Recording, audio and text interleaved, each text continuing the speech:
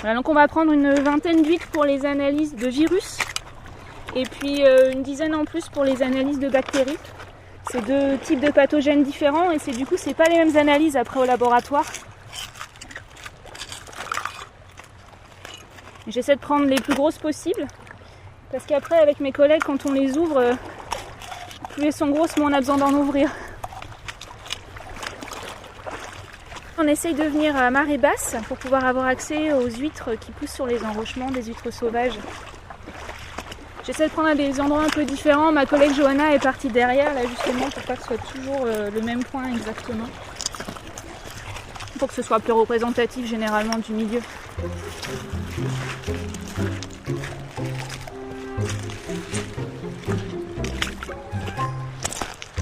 Ce qu'on voit, c'est la plage de Villers-Martin. Il y a une étendue sableuse. Elle est entourée de 2 avancées rocheuses qui s'élancent vers l'estuaire. Il y a un petit phare aussi, avec les balises. Des fois, on a des paquebots qui passent. Et on voit Saint-Brévin de l'autre côté.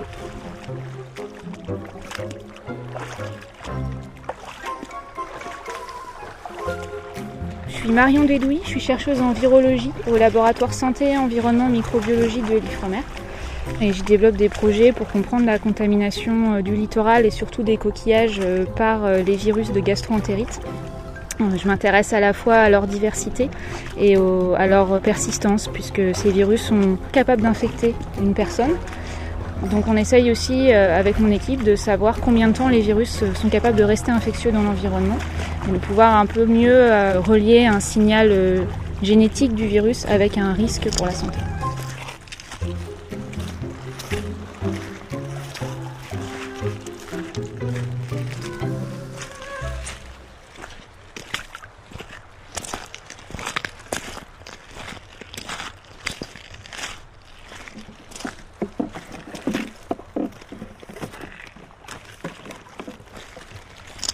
Sur ce site, on sait qu'on a déjà eu par le passé des virus de gastro-entérite dans les huîtres. Donc on vient ramasser des huîtres régulièrement. Dans nos études passées, ce qu'on a remarqué, c'était qu'on avait des sites contaminés près de l'embouchure des grands fleuves. Et donc une de nos hypothèses, c'est qu'en fait, ici, la contamination, elle intègre celle du bassin versant, mais bien plus large que simplement Saint-Nazaire. Ça pourrait venir beaucoup plus de l'amont. Et c'est aussi quelque chose qu'on espère voir au cours du projet, faire la différence entre une contamination qui viendrait de plus en amont et une contamination plus locale, peut-être en regardant le délai entre l'apparition de la contamination et les événements d'assainissement qui peuvent avoir lieu sur le bassin versant. Et c'est effectivement une des questions qu'on se pose. Est-ce que ce site, il a un problème local d'assainissement, mais il n'y a pas de raison de penser ça, parce qu'en particulier, il n'y a pas beaucoup de bactéries. Ou si c'est pas justement que comme les virus sont plus résistants, ils pourraient venir de plus loin. Et donc ici, dans un grand estuaire comme celui-là, finalement, avec des grandes villes comme Nantes, Tours, beaucoup plus haut, peut-être que la contamination peut aussi venir de plus loin. Dans ce cas-là, elle poserait peut-être moins de problèmes aussi, puisque les virus pourraient avoir été dégradés avant d'arriver. C'est aussi des questions qu'on se pose dans le cadre du projet.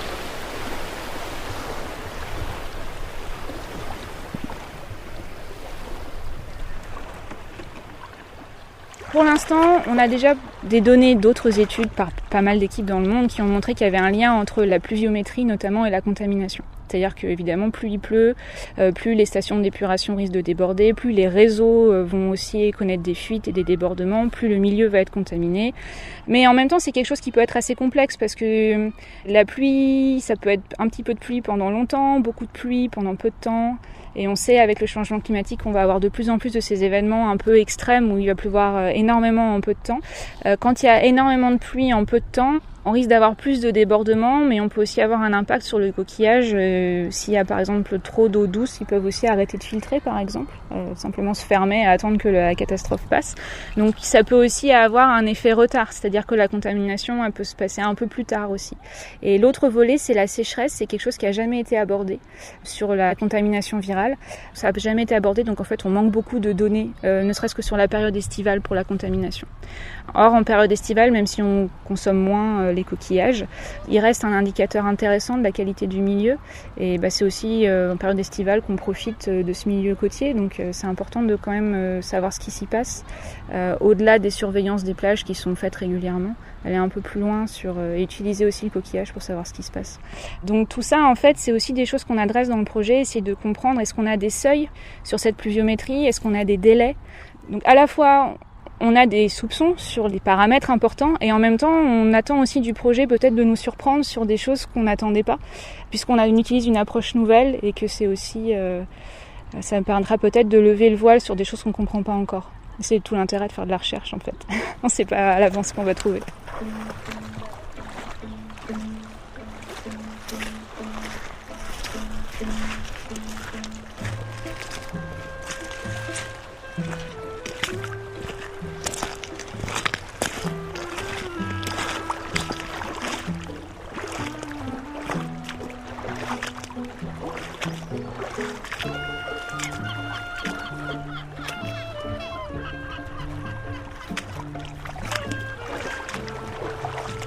Voilà, il faut faire attention, on met les pieds. Il y a un mélange de vase et de cailloux et un peu de varech aussi, donc ça glisse.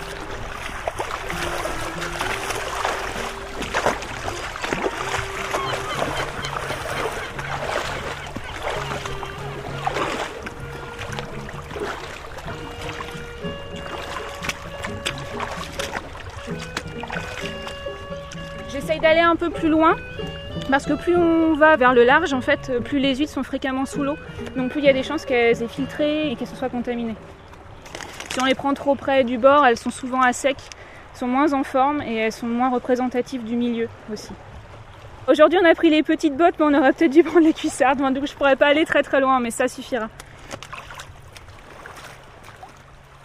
On va prendre un sac et tout simplement on va aller les ramasser comme pour de la pêche à pied.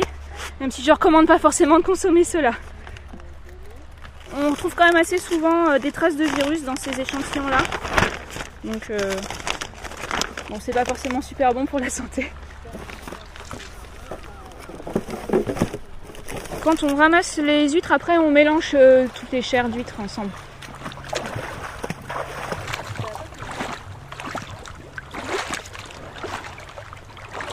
Pourquoi on fait un focus sur les huîtres ? En fait, on a une expérience de longue durée qui nous montre que c'est quand même les meilleurs indicateurs de la qualité du milieu, parce que ce sont ceux qui vont filtrer des plus grands volumes d'eau. Alors effectivement, il y a d'autres coquillages sur ce site. Il y a quelques bigorneaux, mais les bigorneaux filtrent pas. Il y a des moules. Alors les moules aussi sont des animaux filtreurs. Elles peuvent être contaminées. Sur le site Villas-Martin, on a très très peu de moules. Elles sont très petites, donc les coquillages les mieux c'est les huîtres. Et de manière générale, c'est sur les huîtres aussi qu'on a le plus de données en France et dans le monde, parce que ce sont celles qui sont plus consommées et consommées crues, donc qui posent plus de soucis en termes de qualité microbiologique et sur lesquelles le plus de recherche est faite.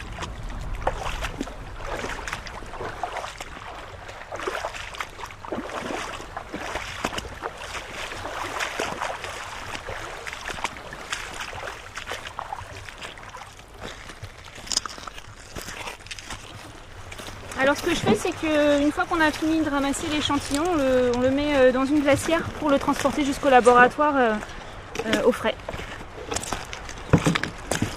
Faut pas que l'échantillon chauffe trop, sinon les bactéries elles vont mourir. Et après elles vont plus pouvoir pousser, donc on pourra peu avoir le résultat de notre analyse. Et pour les virus, ils sont plus résistants, enfin ils se multiplient pas dans l'huître parce que c'est des virus qui nous infectent nous, qui n'infectent pas les huîtres, ce qui nous intéresse en tout cas.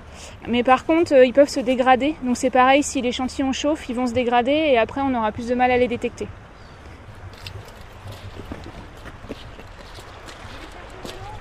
Ça coule pas.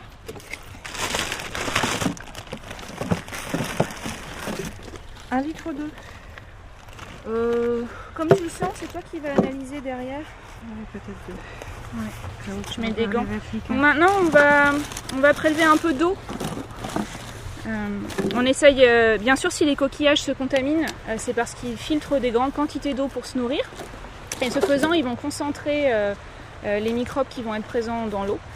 Donc on essaye aussi d'analyser l'eau, c'est plus compliqué parce que évidemment ils font un travail qu'on doit répéter du coup, sauf qu'ils le font naturellement. Et c'est pas toujours simple, c'est une eau qui est parfois assez turbide avec beaucoup de matière en suspension. Donc pour la concentrer et pouvoir l'analyser, c'est un peu compliqué. Mais on fait des mises au point là, donc on prélève un peu d'eau pour nos tests. Donc pour ça j'ai mis des gants pour pas contaminer les bidons avec mes propres bactéries de mes mains. Il y a un peu de vent, donc il y a un peu de vagues, donc je pense qu'il y aura beaucoup de matière. Ce qui en soi n'est pas forcément inintéressant. Ça rend l'échantillon plus difficile à analyser, mais on pense que les virus qui nous intéressent s'accrochent aux particules de matière en suspension, donc c'est aussi intéressant d'analyser cette matière. Là en fait on va faire des tests de préfiltration pour voir la taille des particules qui sont présentes dans l'eau, donc on n'a pas besoin d'un très très gros volume.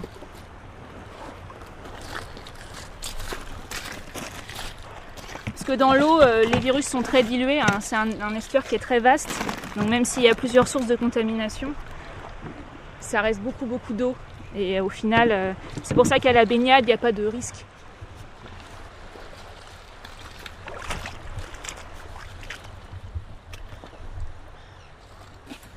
Ces virus, ils viennent de nous. En fait, c'est des virus qui circulent dans la population humaine, un peu en permanence. Donc, je vous ai dit que norovirus était associé à l'épidémie de gastroentérite hivernale. Mais en fait, dans les eaux usées, dont nous sommes les principaux contributeurs, les eaux usées urbaines, on trouve du norovirus toute l'année. Alors, plus en hiver, mais on en trouve aussi en été. Donc, il circule dans la population un peu toute l'année. Et donc c'est le même virus qu'on peut retrouver dans les coquillages, donc c'est comme s'il y avait une boucle, c'est ça? C'est exactement ça, c'est-à-dire que ce virus, il se propage, enfin norovirus et les autres virus qu'on étudie dans ce projet, il se propage principalement dans la population, par les contacts, des fois des défauts d'hygiène sur les mains, des choses comme ça. Et puis il a aussi cette capacité à être transmis via l'environnement, par la contamination de l'eau, donc de l'eau potable. Ça n'arrive plus chez nous, parce qu'on a des bons traitements de l'eau potable, mais ça a été le cas, je pense, pendant des siècles. Et puis aussi par les aliments, ça se produit toujours parce que notamment comme les coquillages sont capables de filtrer de grandes quantités d'eau pour se nourrir et qui concentrent la contamination, eh bien il reste un danger de ce point de vue-là. Et donc une des questions qu'on se pose, c'est quelle est la quantité de ce virus dans les eaux usées qui sont la source de contamination, combien on en retrouve dans les coquillages, et puis aussi est-ce que c'est les mêmes, puisque je vous ai dit qu'il y en a en fait beaucoup de différents, donc après si on va séquencer, essayer de comprendre lesquels sont dans les eaux usées, lesquels sont dans les coquillages, est-ce qu'il n'y a pas une sélection par le milieu, par le coquillage, pour aussi mieux caractériser le risque. Donc on a un focus principal sur norovirus, aussi parce que dans les coquillages, c'est souvent lui qui va être associé à des cas d'infection alimentaire. Donc c'est le plus gros problème de santé publique par rapport à la consommation de coquillages, actuellement en tout cas chez nous. En parallèle, cet endroit il est suivi par l'Agence régionale de santé qui émet des bulletins sur son avis de contamination microbiologique. Donc nous on n'a pas une vocation opérationnelle, on ne se substitue pas aux services de l'État compétents sur ce sujet. Par contre on essaye de comprendre plus finement ce qui se passe et peut-être qu'à la fin du projet on aura effectivement des recommandations à faire aux autorités concernant le site en particulier et sa gestion. Mais pour ça, il faudrait qu'on ait plus de données, c'est encore un peu fin. Il y a un autre suivi qui est vraiment mis en place par les services compétents. On a déjà fait un retour auprès des exploitants de stations d'épuration et de la qualité de l'eau de baignade de Saint-Nazaire. On leur a présenté nos premiers résultats.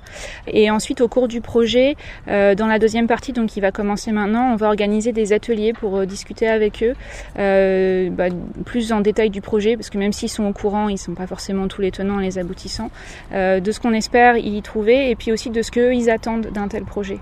Notamment parce que l'outil de prédiction, si on arrive à avoir un modèle, on veut l'implémenter dans un outil de prédiction qui permettra d'aider les conchiliculteurs ou les collectivités locales à prédire cette contamination et à prendre des décisions éclairées.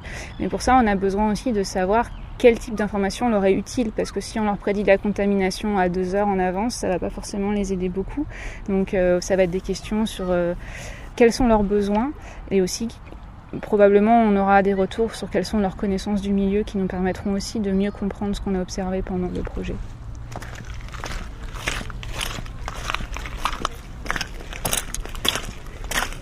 On a remarqué qu'ils ont hissé le drapeau jaune Et en fait, on est étonné parce qu'il fait très beau, donc on se demande si c'est pas une question de contamination, mais dans ce cas-là, je pense que c'est plutôt un drapeau violet et que c'est tout simplement interdit. Enfin, pour en être sûr, on va aller voir la raison pour laquelle ils ont mis le drapeau jaune.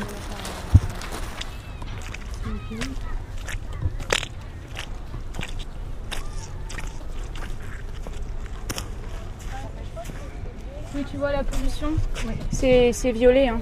Non, jaune, ça peut être l'écart de température entre l'air et l'eau aussi. C'est rassurant. Bon, tout va bien. Tout va bien. C'est important aussi d'avoir d'autres sources de données toujours. Plus on a d'informations, plus on est capable d'analyser nos résultats. Donc comme il y a des suivis de qualité de l'eau au niveau bactérien réglementaire tous les jours sur la plage, et ben, on utilise aussi ces informations.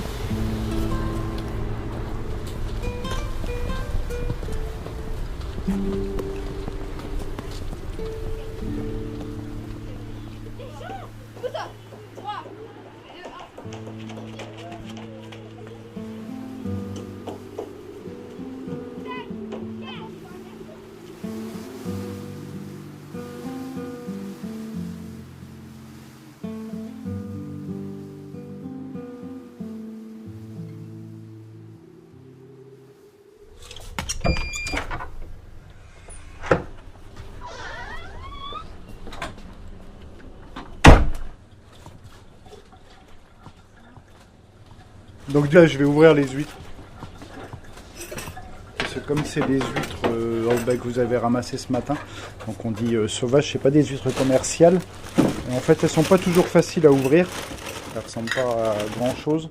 Mais j'utilise ça, un gant en côte de maille pour éviter les blessures qu'on a déjà eues au laboratoire. Alors normalement, on en a besoin d'une vingtaine.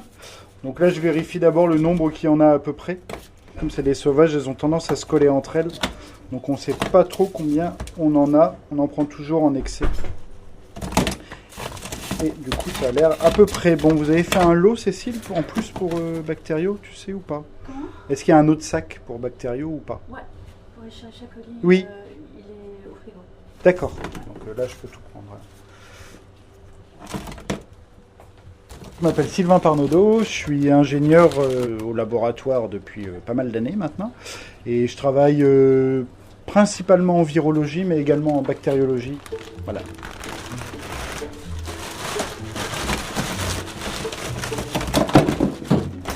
Celle-ci, elle s'est échappée.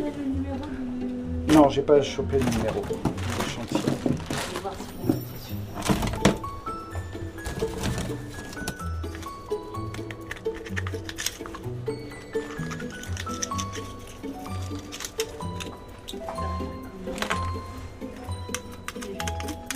Ouais, c'est parti pour tout faire parce qu'il n'y en a pas beaucoup.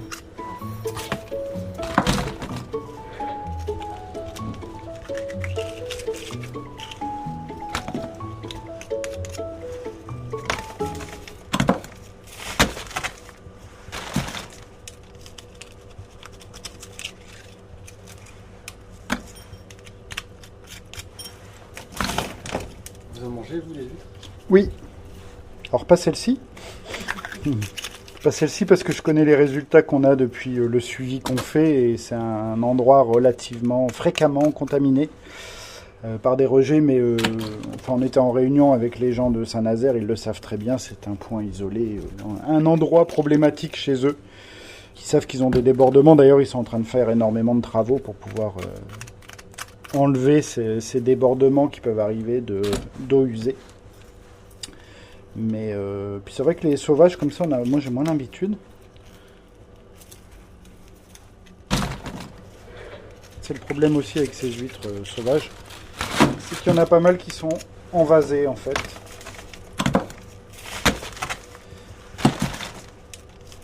« 90% de nos virus se concentrent dans ce qu'on appelle l'estomac, en fait, hein, le tube digestif. Quand elles filtrent, elles vont avoir le virus qui va rentrer, ça va se fixer à cet endroit-là, sur les particules.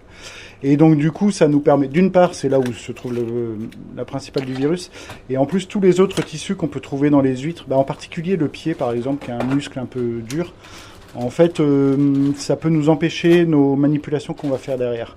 On appelle ça des inhibiteurs, en fait. Donc, ça peut inhiber toutes nos réactions qu'on a derrière. temps en temps, il y en a des trop durs qu'on n'arrive même pas à ouvrir. Là, on voit tout le manteau encore, donc c'est ça qui va se contracter pour faire rentrer l'eau dedans. On a des branchies ici, qui sont comme des branchies de poisson, donc qui vont filtrer les particules, qui vont tout orienter vers la bouche qu'on peut voir dans un coin qui est juste entre les palpes labiaux ici. Et le tissu digestif, on le voit, en fait, il prend la coloration de ce qu'elle mange. Donc, comme à Saint-Nazaire, on a pas mal de vases, mais le tissu digestif, ils sont très marrons, voire très noirs. Donc en fait, la dissection est relativement évidente parce qu'on voit ce qu'on doit récupérer. Puis en fait, on enlève tout le reste. Et là, ils sont pas en période de laitance, les huîtres. Pourtant, elles devraient normalement. Mais comme c'est des sauvages, elles sont pas toujours tout en même temps. Et du coup, elles sont pas trop grasses, comme on appelle ça. Ce qui nous embête encore plus dans notre dissection.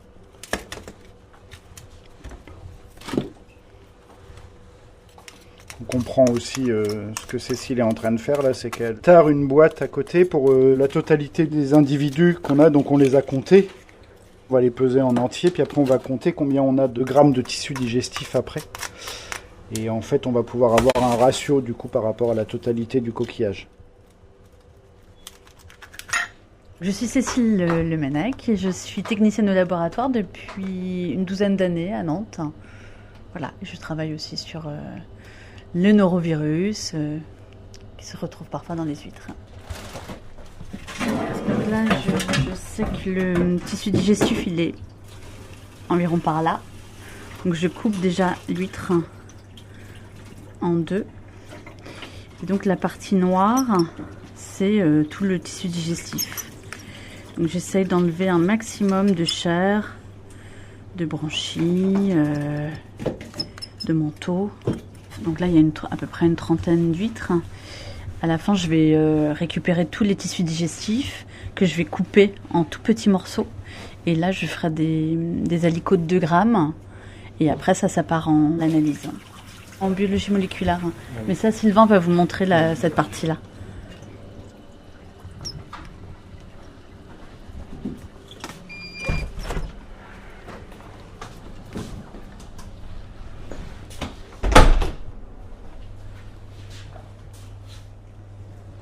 Où est-ce qu'on va? Donc du coup on change de pièce, toujours dans le même laboratoire. On est parti dans la pièce d'extraction maintenant. Donc en fait une fois qu'on avait reçu nos échantillons, on a fait la dissection, on a le tissu digestif. Et donc ces tubes de tissu digestif, sur les 38 qu'on a pris, on va tout mélanger, tous les tissus digestifs, bien les découper pour les alicoter. Donc on est obligé d'avoir ce qu'on appelle la représentativité de notre échantillon. Donc théoriquement il y a du virus dedans. Donc on va partir du principe qu'il y avait du virus au départ. Et ce qu'on va faire, la première étape, ça va être de décrocher ce virus de nos tissus. Donc ça, c'est ce qu'on a fait avec une enzyme qu'on appelle la protéinase 4. Mais en fait, on va juste mettre l'enzyme à 37 degrés dans une étuve. On va le faire tourner pour que l'enzyme atteigne bien tous les tissus. Et en fait, on va la faire marcher qu'à moitié l'enzyme pour manière à ce qu'elle décroche les virus, mais qu'elle ne casse pas la paroi du virus. Ensuite, on va le changer d'étuve, on va passer à 60 degrés. Là, ça va avoir l'effet de liquéfier encore plus les tissus d'huîtres et aussi de détruire l'enzyme. Parce qu'en fait, l'enzyme, on ne la veut plus après. Nous, ce qu'on veut, c'est récupérer notre virus. Et donc, une fois qu'on a récupéré ce surnageant-là, on va passer dans la pièce d'après, où en fait, ce que je veux, moi, c'est pas le virus qui m'intéresse en entier, c'est uniquement son acide nucléique, donc le fameux ADN. Et là, pour nous, c'est pas des virus à ADN, c'est des virus à ARN. Donc voilà, c'est comme le SARS-CoV par exemple, on en a beaucoup entendu parler à ce moment-là. C'est pas le même type de virus, mais, parce que c'est plus des virus entériques, mais c'est les mêmes structures de virus à peu près.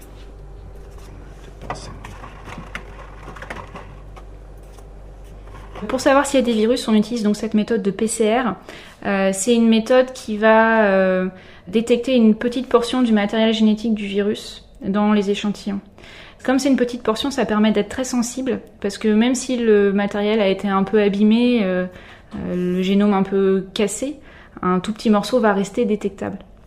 Et par contre, effectivement, l'à côté, c'est qu'on ne sait pas à quel point le virus a été dégradé quand on le détecte.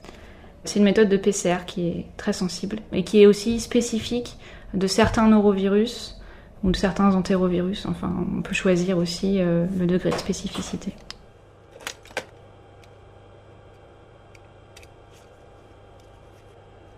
Peut-être que l'huître est un peu plus sensible à la contamination parce que On sait maintenant qu'il y a des molécules qui sont similaires entre l'huître et l'humain, donc qui permettent pas au virus d'infecter l'huître, mais qui lui permettent de s'accrocher de manière spécifique. Donc en ce qui concerne le norovirus, les huîtres sont probablement un peu plus à risque. Cependant, sur une même zone, s'il y en a un qui est contaminé, les autres ont quand même de forts risques de l'être.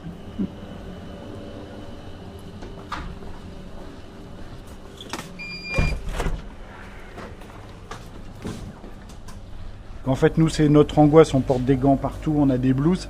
C'est pas une peur de se contaminer nous, mais c'est plutôt une peur de contaminer l'échantillon. Parce qu'on en cherche des très faibles traces qu'il y a au départ, mais la PCR, ça va nous l'amplifier des dizaines et des dizaines de fois.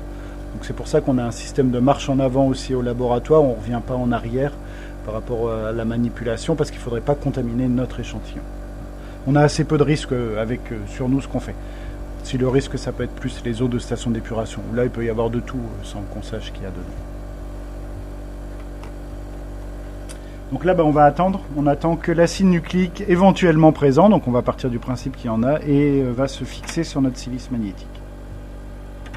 Donc la silice magnétique, qu'est-ce que c'est? La silice, c'est comme du sable. Donc là, forcément, il est noir, parce qu'en fait, il est fixé à des particules d'aimant.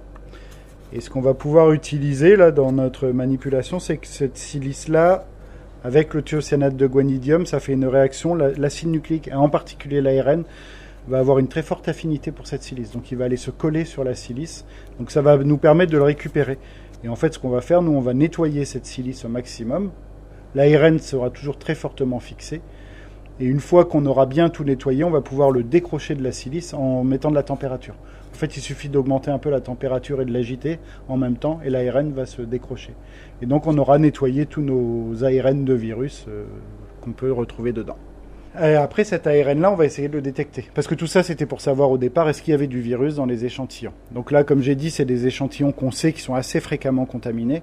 Et donc là, on va plutôt faire des suivis, parce que maintenant, on a des méthodes qui sont quantitatives. Donc on va savoir s'il y avait beaucoup de virus ou pas de virus. Donc pouvoir comparer selon le site, selon les marées, selon...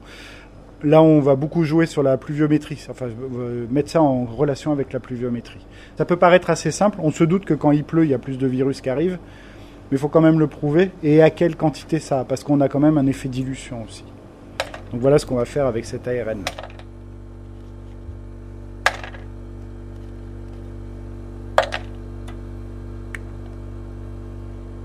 Donc voilà, là on voit notre silice qui a été fixée là, parce que les aimants ils sont de chaque côté.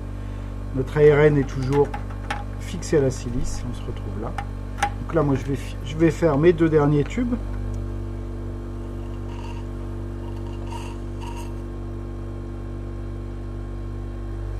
Donc la plupart des virus marins qu'on retrouve, c'est ce qu'on appelle les bactériophages. C'est des virus qui attaquent les bactéries qu'on peut retrouver dans la mer en fait. Ça c'est une grosse population de virus.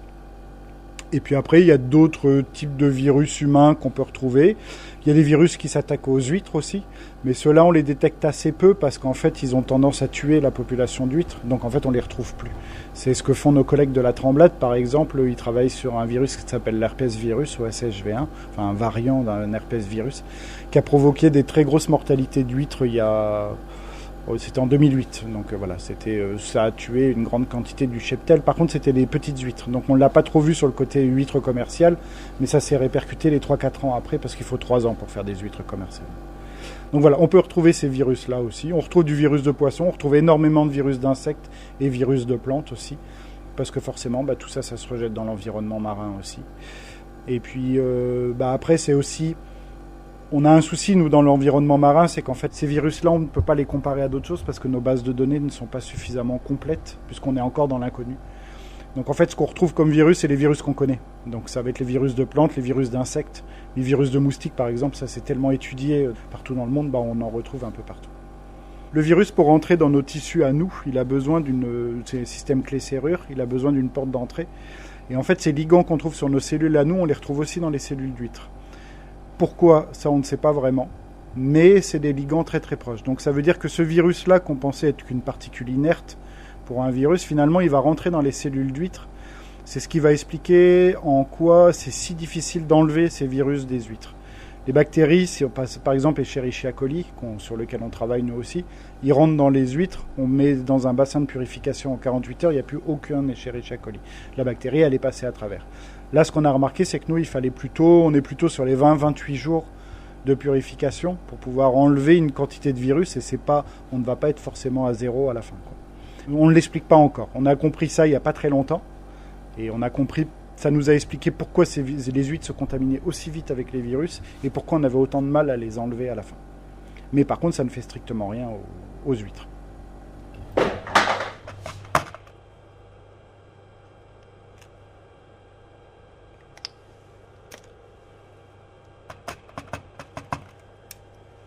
Pour l'instant, ces résultats, on les bancarise.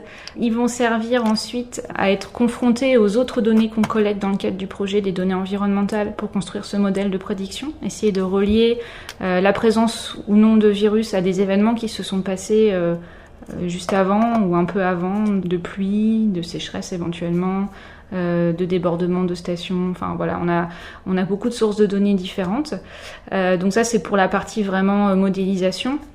Nous, on va aussi utiliser les données, bien sûr, pour produire des articles scientifiques qui vont tenter de répondre à différentes questions sur quelle est la diversité de ces virus. Une des questions qui m'intéresse particulièrement dans le cadre de ce projet, c'est d'essayer de savoir, entre les eaux usées brutes, traitées, et ce qu'on va trouver dans les coquillages, à quel point la diversité est altérée, quels virus vont être un peu sélectionnés dans l'environnement, et peut-être que ça débouchera plus tard sur des projets pour essayer de comprendre pourquoi lui et pas un autre, aussi, parmi la diversité de ces virus.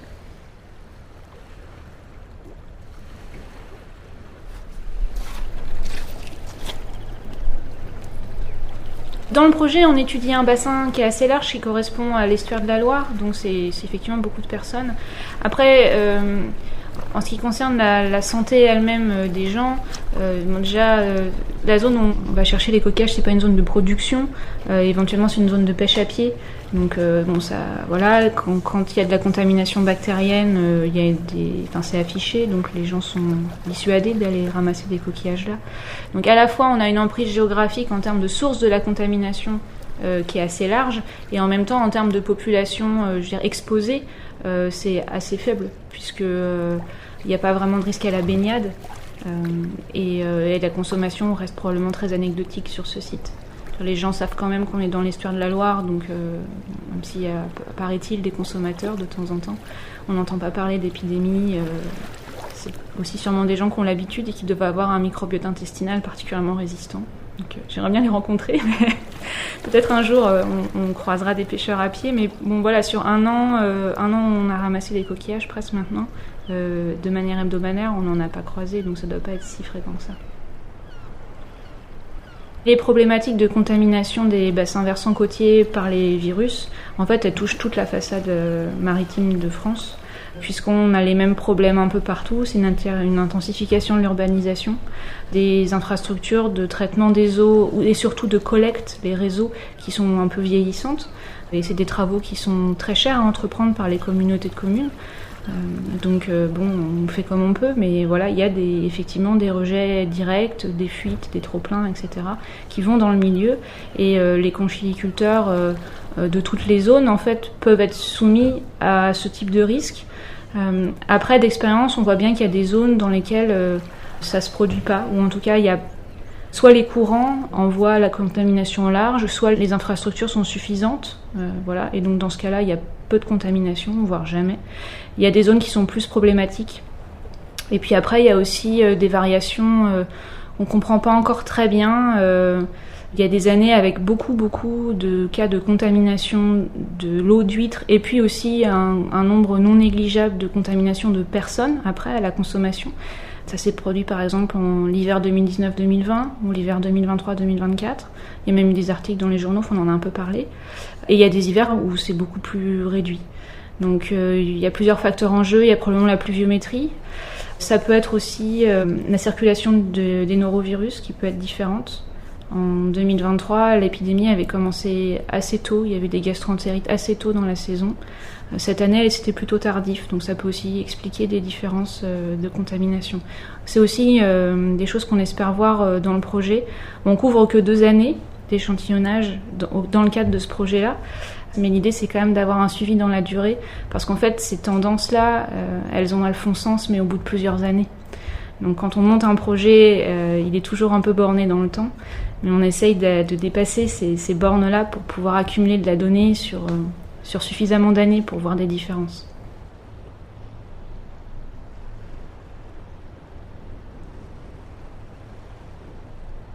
C'était la virologie des coquillages avec Sylvain Parnaudot et Marion Desdouit, chercheurs et chercheuses au laboratoire Santé, Environnement et Microbiologie de l'Ifremer Nantes.